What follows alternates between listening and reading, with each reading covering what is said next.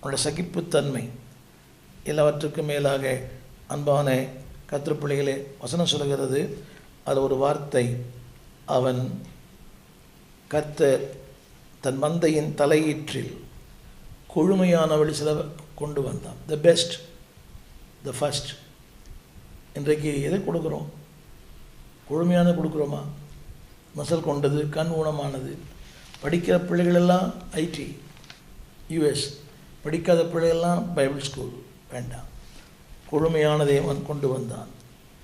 வேதம் சொல்கிறது, அவன் கொண்டு வந்தது எல்லாமே கொழுமையானது. தலையீட்டு, தமிழில் தலையீட்டுனா த ஃபஸ்ட் ஒன். என்னுடைய செய்தி என்னவென்றால், அன்பான தேவ பிள்ளைகளே, எல்லோரும் ஊழியம் பண்ணுறாங்க, நீங்களும் ஊழியம் பண்ணுறீங்க. இல்லை, உங்கள் ஊழியம் ஒரு தனித்தன்மை வாய்ந்ததாய். காயினும் கொண்டு வந்தான், அவனும் உழைத்தான், அவனும் பயிரிட்டான். ஆனால் வேதம் சொல்கிறது த ஃபஸ்ட், அதாவது சில நாள் சென்ற பின்பு. அரித்தும் பேசும் முதல் காரணம் திரையில் பாருங்கள், எல்லாமே சீல வரும், இஸ் காம்ப்ளியன்ஸ். அது தமிழில் அவனுடைய இணக்கமான வாழ்க்கை. அது அந்த முரண்பாடு குடும்பத்தில் இருந்திருக்கும் ரெண்டு பேருக்குமே. அந்த முரண்பாடுகளுக்கு மத்தியில் இணக்கமாய் வாழ்ந்தான். இன்றைக்கி எவ்வளோ முரண்பாடு சபையில், குடும்பத்தில் முரண்பாடு, ஊழியத்தில் முரண்பாடு, சபையிலே முரண்பாடு, பக்கத்தில் உட்காரில் கூட நாக்கால் கூட முரண்பாடு. ஏன் நாக்காளி? இங்கே தான் நான் உட்காருவேன். மைக்கில் கூட முரண்பாடு. உன் சத்தம் அதிகமாக இருக்குது, என் சத்தம் குறைவாக இருக்குது. முரண்பாடு வேண்டாம். எங்கே முரண்பாடு வருகிறதோ அங்கே அங்கீகாரம் இருக்காது. இதான் திரும்ப சொல்லுகிறேன், எங்கே முரண்பாடு இருக்கிறதோ அங்கே அங்கீகாரம் இருக்காது. ஒருவேளை முரண்பாடான உலகம் வாழறோம்.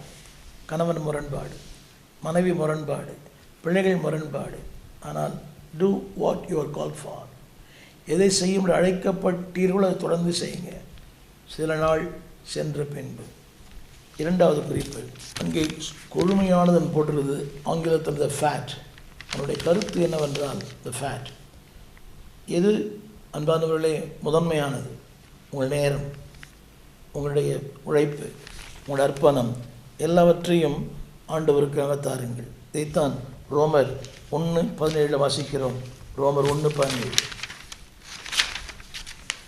விசுவாசத்தினாலே ஆபேல் என்று வார்த்தை இருக்கிறது. விசுவாசத்தினாலே ஆபேல். அதைத்தான் ரோமர் 1:12 வாசிக்கிறோம். விசுவாசத்தினாலே நீதிமான் பிழைப்பான் என்று எழுதியிருக்கிற வார்த்தையின்படியே.